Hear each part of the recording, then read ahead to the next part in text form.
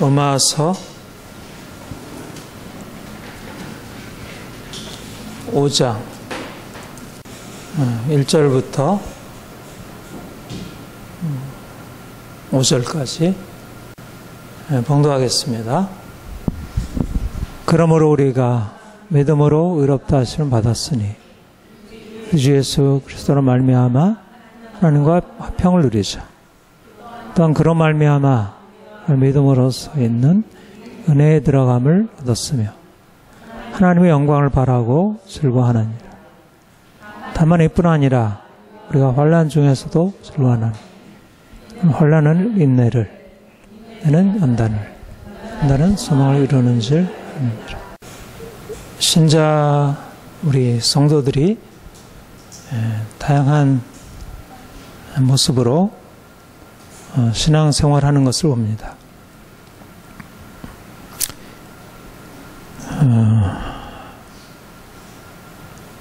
어떤 성도는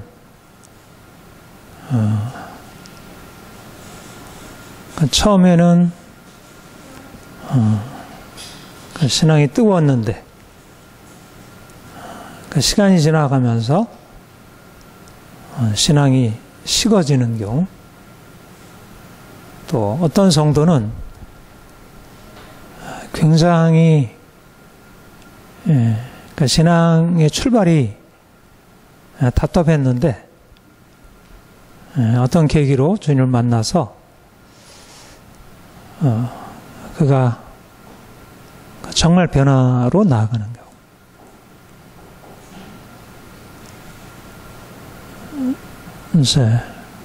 우리가 이제 신앙 생활에 있어서 출발을 어떻게 하느냐, 그것도 중요하고, 또 지속해서 계속 나아가는 거 정말 중요하죠.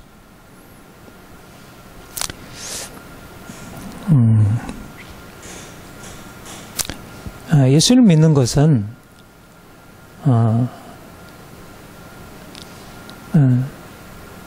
전혀 다른 차원의 삶으로 들어가는 것입니다. 그러니까 죽었다가 다시 살아나는 것이고, 그리고 죽었다가 다시 살아나는 그 생명이 지속해 나가는 것이고,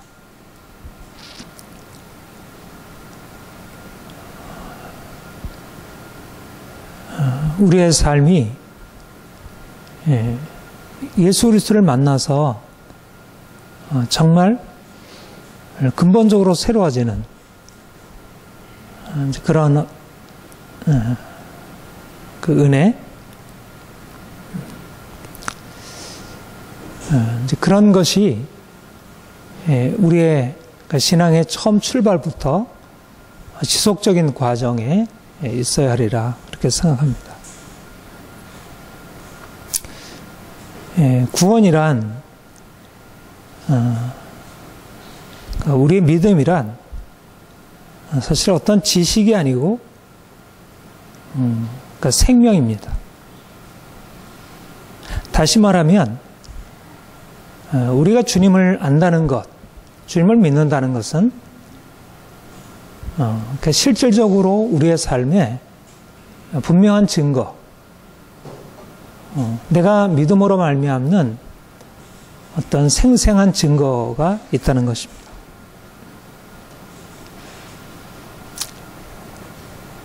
내가 예수를 믿는데 여전히 이전과 동일하다. 그것은 사실상 불가능한 일입니다. 주님이 우리의 삶에 찾아오셨고 그가 우리를 살리셨다는 것은 단지 추상적인 그런 사실이 아니라 실질적으로 우리의 삶을 구체적으로 변화시키는 그런 근본적인 전환입니다. 그러니까 죽은 자가 다시 살아나는 것입니다. 믿음으로 의롭다함을 받았다. 이것은 죽은 자가 다시 살아난다는 것입니다. 이전에는 죄로 말미암아 죽었던, 그래서 진정한 삶이라 할 수 없는 우리 인간의 삶이 이제는 예수님이 우리 인생의 빛으로, 생명의 빛으로 찾아오셔서 그로 말미암아 죽었던 우리가 다시 살아나서 이제는 전혀 다른 차원의 삶, 그런 새로운 인생으로 들어가는 것.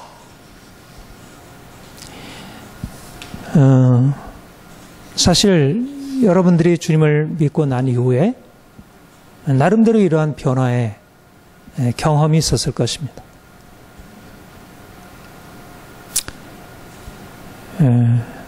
이런 변화가 없다면 그것은 제대로 된 의미의 주님을 믿는 것이라 할 수 없다. 믿음으로 말미암아 의롭다함을 받았다는 것, 이것이 우리의 인생의 첫 출발이고 구원의 시작이고 거기서부터 새로운 인생의 시작이 있습니다. 내가 의롭다함을 받기 이전의 삶과 내가 의롭다함을 받은 이후의 삶, 다시 말하면 정죄 아래의 삶과 칭의 안의 삶, 저주 아래의 삶과 축복 아래의 삶, 너무나 명백한 대조인 것입니다.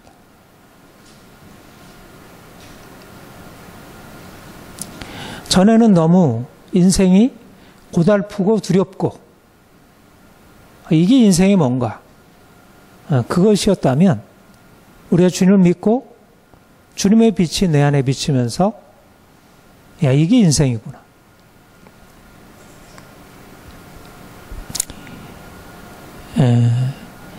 그러므로 우리가 믿음으로 의롭다 하심을 받았은즉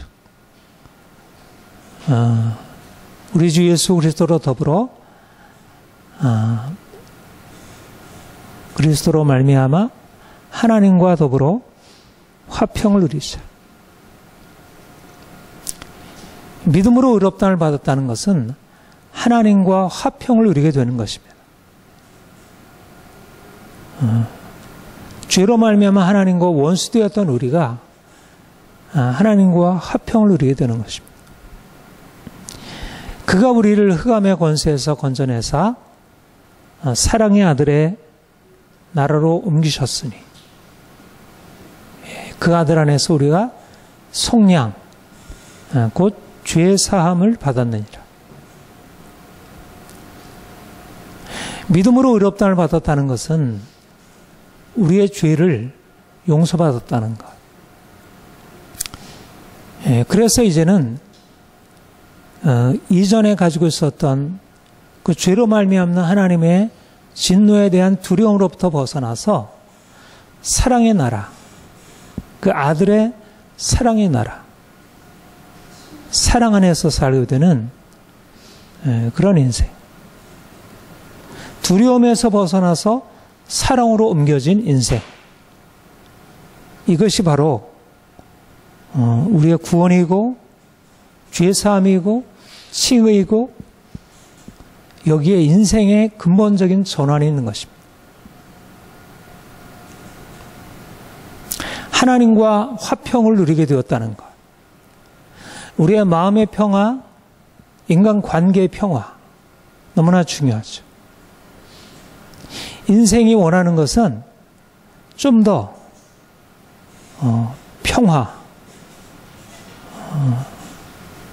평화를 누리길 원합니다. 그런데 평화가 깨어진 것입니다. 죄가 들어와서 우리의 삶의 평화를 깨뜨리는 것입니다. 우리의 마음의 염려, 두려움, 고통, 불안, 끊임없이 찾아오는 모든 이유는 다 죄로 말미암는 것입니다.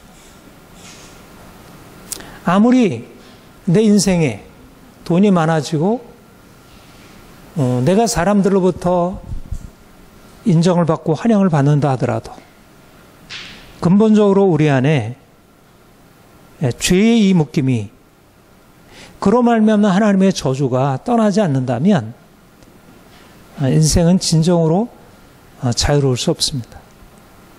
그런데 주님이 우리에게 오셔서 우리가 이제까지 지은 모든 죄에 대해서 그가 대신 담당하심으로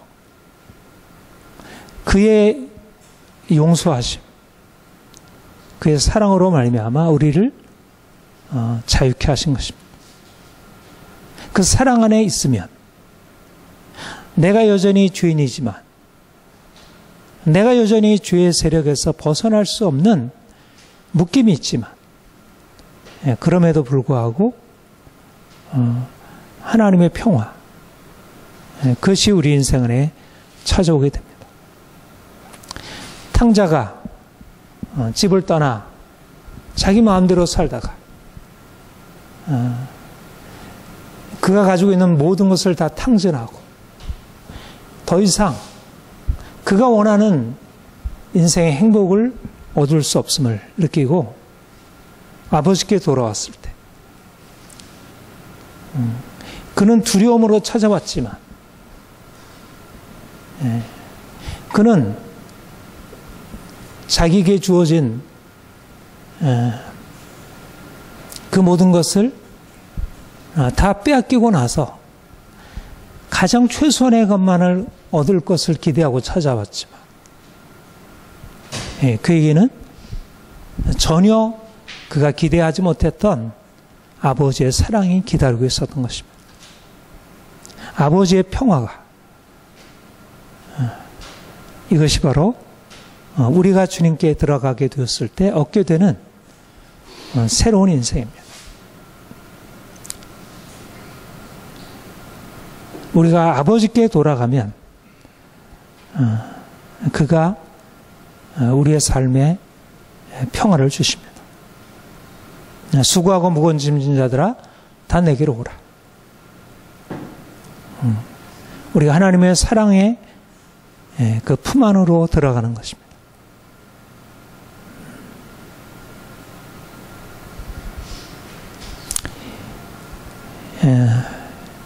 삶의 시작이 중요합니다. 그리고 과정이 또한 중요합니다.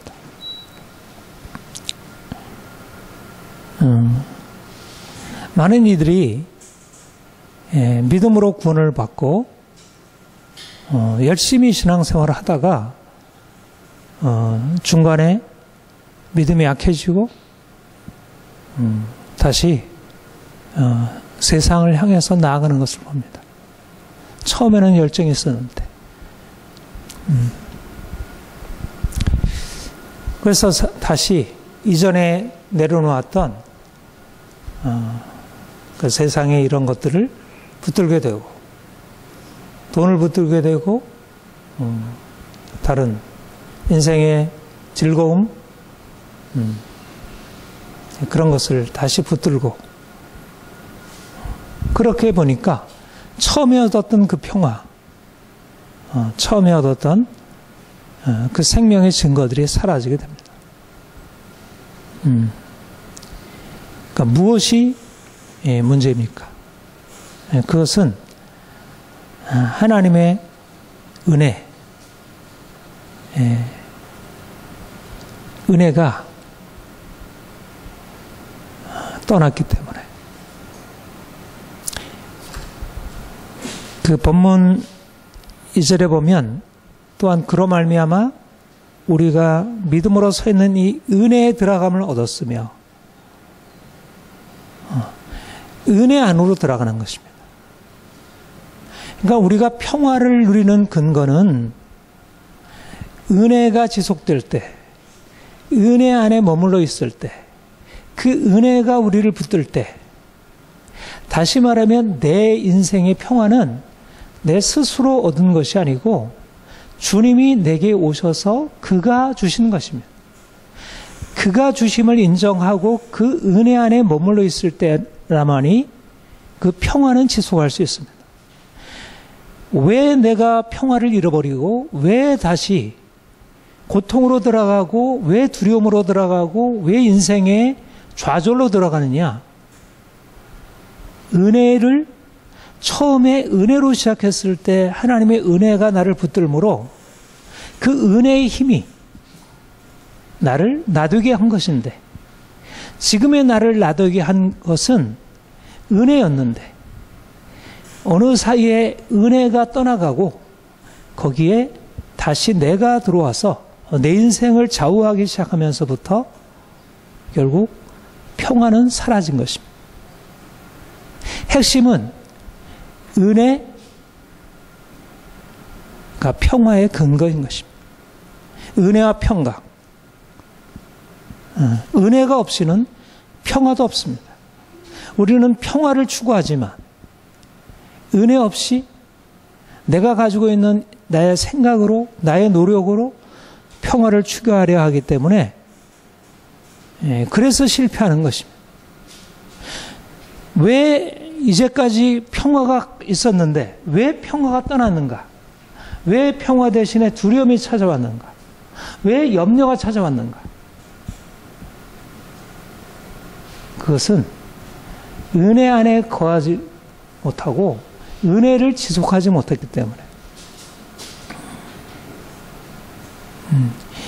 은혜로 시작하는 것도 중요하지만 은혜에 머무는 것, 은혜의 끝까지 머무는 것이 중요합니다. 그것을 거함이라 합니다. 너희는 내가 일러준 날로 이미 깨끗하였으니 내 안에 거하라. 나도 너희 안에 거하리라. 내 안에 거하라. 이미 주님께서 우리를 깨끗하게 하셨습니다. 은혜로 깨끗하게 하셨습니다. 그리고 우리는 그 은혜 안에 거하는 것입니다. 깨끗해진 그 사실만이 이미 끝난 게 아니고, 그래서 그 은혜 안에 지속적으로 거하는 것. 이제는 그의 육체적으로 말미암아 화목하게 하사 너희를 거룩하게 하시고 흠이 없고 책망할 것이 없는 자를 그 앞에 세우고자 하셨으니, 이것이 바로 우리를 향하신 주님의 목적입니다. 만일 너희가 믿음에 거하고 터 위에 굳게 서서 너희들은 다 복음의 소망에서 흔들리지 아니하면 그러하리라. 어떻게 하면 하나님의 목적이 이루어질까? 그것은 믿음에 거하고 터 위에 굳게 서는 것. 처음 믿음으로 끝까지 나아가는 것. 내가 처음에 주님이 나와 함께 하셨고 나를 살리셨고 하는 그 하나님의 주체성. 하나님이 내 인생의 주인입니다. 이제 나는 하나님 없이는 살 수 없습니다. 내가 스스로 할 수 없습니다. 끝까지 믿음에 거하고 은혜 안에 거하는 것. 많은 사람들이 믿음으로 시작하였다가 다시 행위로 돌아가게 됩니다. 왜 그렇습니까? 갈라디아 교회 믿음으로 시작했다가 행위로 돌아가게 되었습니다. 갈라디아 교회를 향해서 너희가 이같이 어리석으냐, 성령으로 시작하였다가 이제는 육체로 마치겠느냐. 말하자면 시작은 믿음으로 시작했는데, 은혜로 시작했는데 다시 행위로 돌아가고 내가 스스로 행하는 것으로 바뀌어진 것입니다. 대부분의 그리스도인들이 살아가는 신앙의 경로가 그런 경로를 밟고 있는 것으로 봅니다. 처음에는 열정으로 시작하고 오직 주님입니다. 시작하지만 점점 신앙생활을 연륜을 더해갈수록 하나님보다 내 인생의 경험이 그러다 보면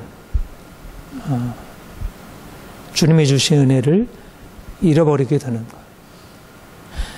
사실은 믿음의 선한 싸움이란 바로 이러한 싸움입니다. 내가 믿음에 거할 것인가 아니면 행위로 돌아갈 것인가? 우리는 너무 오랫동안 일하는 자로 나의 행위에 근거해서 인생을 살아왔습니다. 내가 주체가 되어서 인생을 살아왔습니다. 은혜라고 하는 것은 지극히 낯선 것입니다. 내가 약할 때, 내가 병들 때, 내가 고통 가운데 있을 때는 은혜를 붙들만 합니다. 그러나 조금만 회복이 되면 다시 행위로 돌아가서 내가 주체가 되어 인생을 살아가는 것이 인생의 가장 전형적인 모습입니다. 우리는 끊임없이 다시 내가 믿음에 거하고 있는지, 내가 은혜 안에 있는지, 주님이 나의 주인이신지, 나의 나된 것은 하나님의 은혜로라 계속해서 고백할 수 있는지, 우리는 다시 질문하고 그분 앞에 서야 할 것입니다.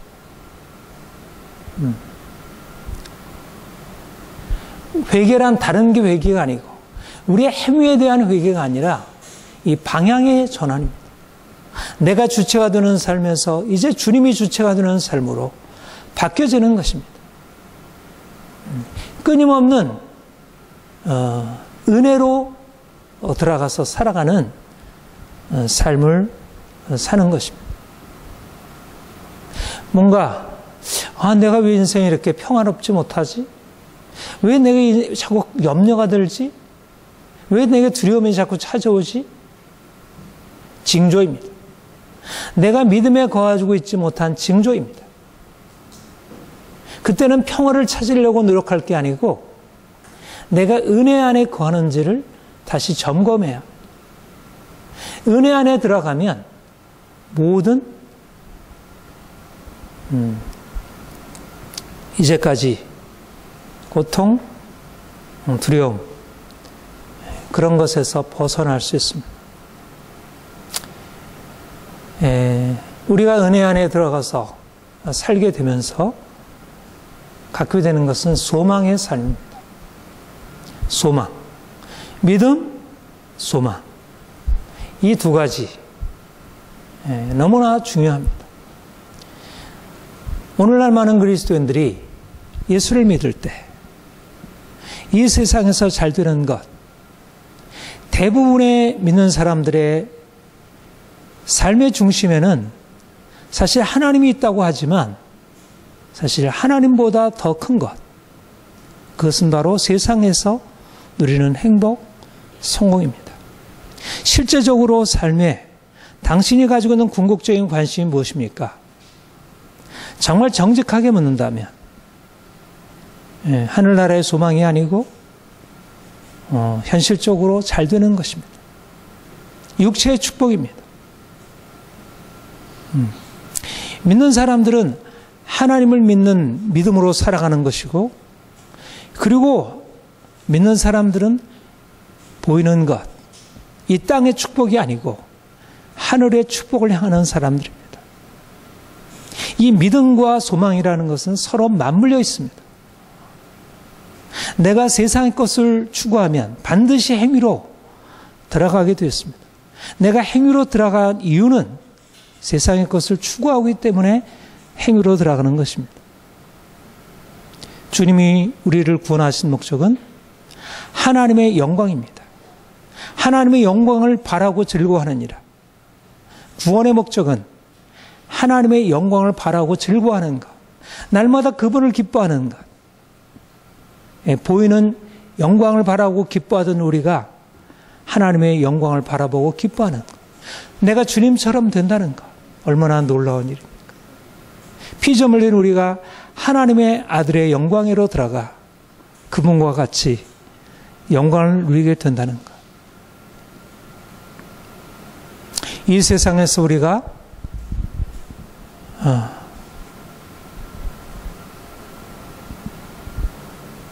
많은 것들을 누리고 살고 있지만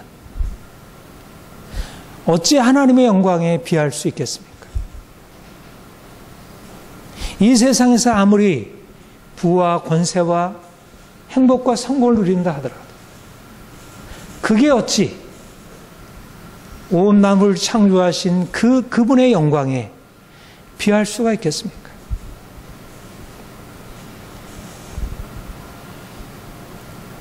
그런데 하나님이 우리에게 그 영광을 주시는 것입니다. 피조물 든 우리에게 하나님의 자녀의 영광을 주신 것입니다.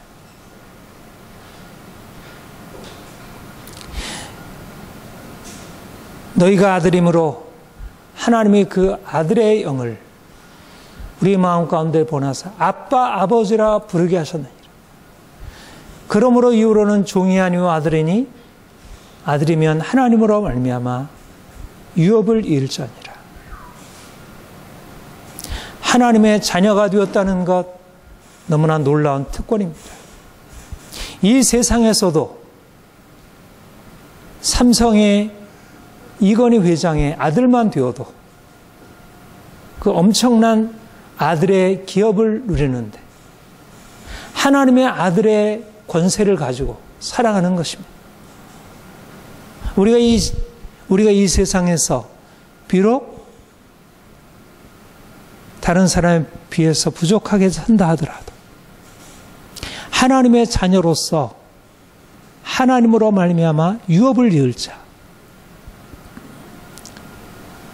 이것이 바로 우리에게 허락된 영광이고 우리가 그 영광을 바라보게 되면 우리 인생이 근본적으로 지평이 달라지는 것입니다. 내가 이제까지 가지고 있었던 세상에서의 추구, 그 모든 것들이 아무것도 아닌 것으로 바뀌어지는 것입니다. 그런데 왜 오늘날 모든 그리스도인들이 다 이 영광을 이미 소망으로 가지고 있는데, 이 특권을 이미 다 가지고 있는데 왜 이것을 향해서 나가지 못하고 여전히 세상에서 헛된 것을 붙들고 있습니까? 왜 세상에서 부와 권세와 목사들도, 대형교회 목사들도 왜 헛된 그런 세상의 영광으로 자기 자신이 추구하고 그걸 아들에게 물려주려고 하고, 왜 그렇습니까? 왜 하나님의 영광이 더 놀랍고 엄청난데 왜 헛된 세상의 영광 앞에 그들이 그렇게 자신을 내어줍니까? 왜냐하면 그 영광은 보이지 않는 것이기 때문에.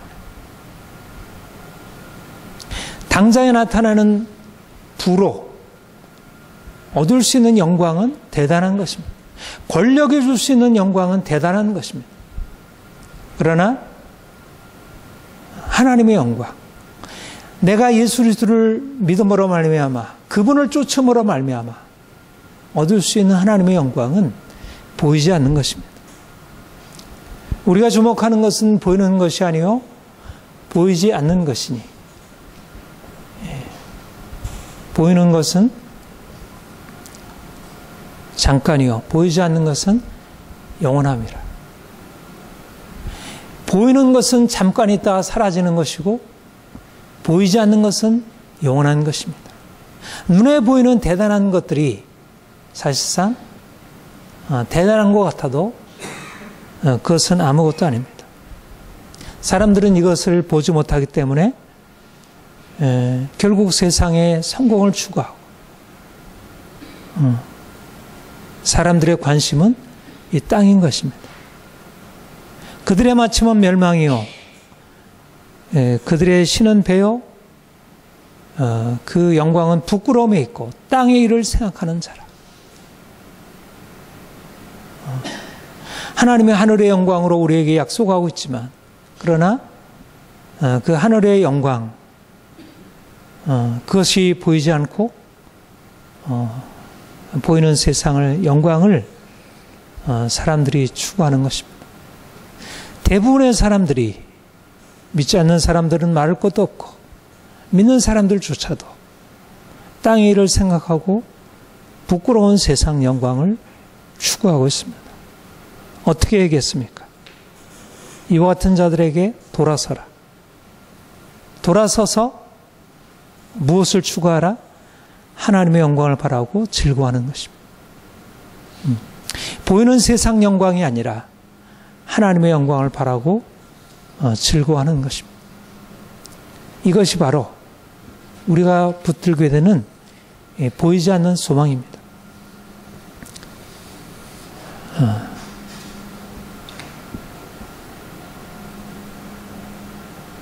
어떻습니까?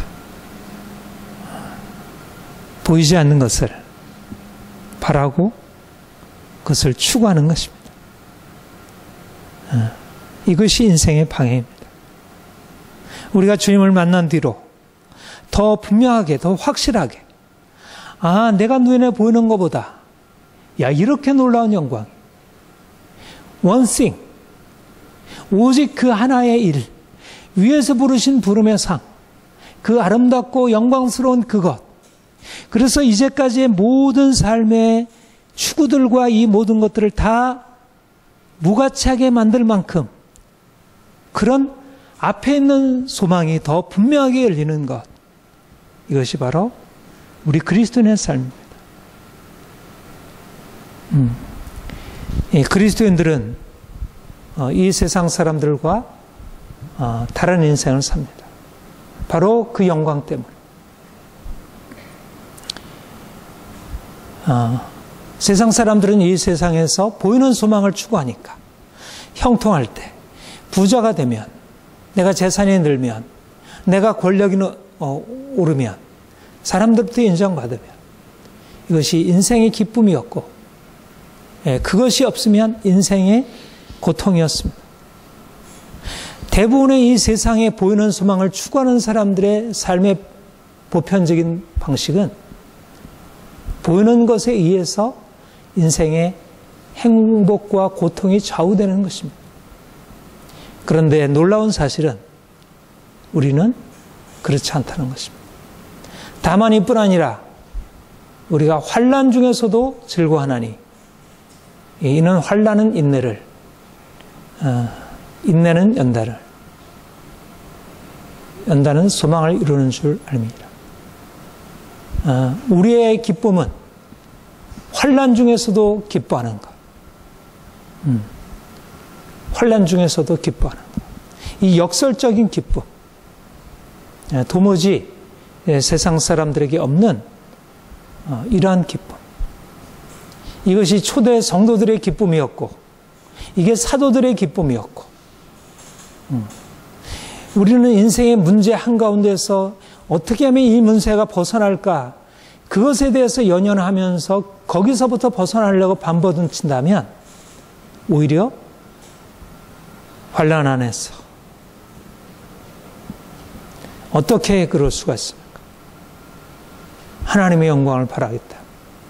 하나님의 영광이 보이기 때문에, 하나님의 이 고난의 과정들이 결국 하나님의 영광을 위한 것임을 알기 때문에, 이것이 바로 그들의 기쁨의 이유였습니다. 우리가 잠시 받는 환난에 경한 것이 지 크고 영원한 영광에 중한 것을 우리에게 이루게 함이니, 십자가 이후에 부활이 있고, 고난 이후에 영광이 있고, 환난 이후에 즐거움이 있는 것입니다. 그래서 환난 가운데서도 즐거워하는 것입니다. 그리스도인의 기쁨은 외적으로 주어지는 그런 기쁨이 아니고, 외적으로 주어지는 행복이 아니고, 그것을 넘어서서 진정으로 주님이 주시는 그러한 기쁨, 우리에게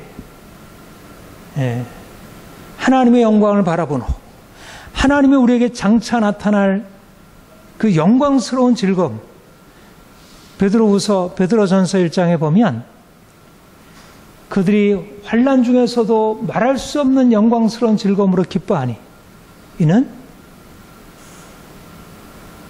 구원의, 결국 영혼의 구원을 받음이라. 주께서 우리에게 오셔서 주실 그 영광을 바라보고 기뻐하는 것입니다. 영광을 바라보게 될 때 우리에게 일어나는 것은 기쁨인 것입니다. 그것도 고난 가운데 기쁨인 것입니다. 고난이 우리를 좌절시키고 두렵게 하는 것이 아니라 오히려 고난 한가운데서 기뻐하는 것입니다. 이것이 누가 우리를 그리스도의 사랑에서 끊으려 환난이나 핍박이나 공고나 기근이나 적시나 위험이나 칼이라.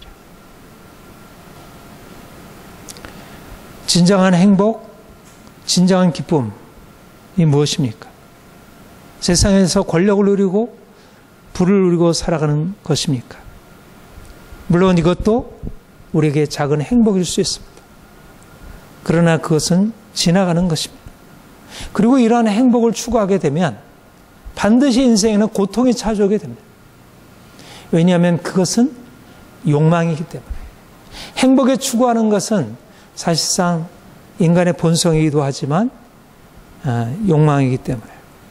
그런데 오히려 하나님의 영광을 추구하고 살아가게 되면 그 당시 자체는, 그것 자체는 고통이지만 그러나 그것을 통해서 놀라운 인생의 기쁨이 그 안에 생성되는 것입니다. 인생에 행복을 구하면 오히려 고통이 오고, 인생이 주의 영광을 위해서 고통을 기꺼이 감수하게 되면 행복이 찾아온다는 것. 이것이 믿음의 비밀입니다. 사랑하는 여러분, 우리 인생은 선택입니다.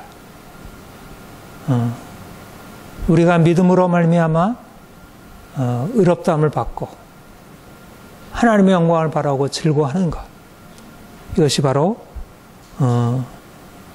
우리에게 허락된 놀라운 특권입니다. 사랑하는 모든 성도들에게 이러한 놀라운 인생의 선택,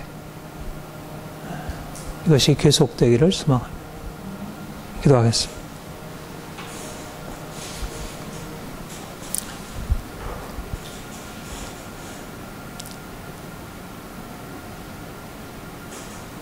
주님, 우리가 이전에는 주 아래 고통과 절망 가운데 살아왔지만 이제 주님 은혜 안에, 사랑 안에 들어가 죄 용서함 받고 참된 평화를 누리게 되었습니다. 주님, 이제까지 우리가 내 마음과 내 뜻대로 살던 인생에서 이제는 주님이 내 인생을 주관하시는 믿음으로 은혜 안에 구하는 인생으로 바뀌게 되었습니다. 주님, 더욱더 은혜 안에 거하여 풍성한 주님의 평화를 누리게 하옵소서. 주님, 우리가 이전에는 세상 것으로 만족하고 보이는 것에서 우리 인생의 의미를 찾았지만 이제는 보이지 않는 하나님의 영광으로 나아가기를 소망합니다. 그래서 우리 인생 안에 하나님이 행하시는 놀라운 증거들을 보게 하옵소서. 고통이 우리에게 두려움이 아니고 오히려 고통이 우리를 더 높은 영광으로 이끌어가는 그런 통로가 됨을 깨닫게 하옵소서. 주님, 우리로 말미암아 이 하늘의 놀라운 비밀을 간직한 자로 이 땅에 다른 사람들의 본이 되어 살기를 원합니다. 주님께서 우리에게 행하시는 새 일들을 인하여 감사합니다. 예수님의 이름으로 기도합니다.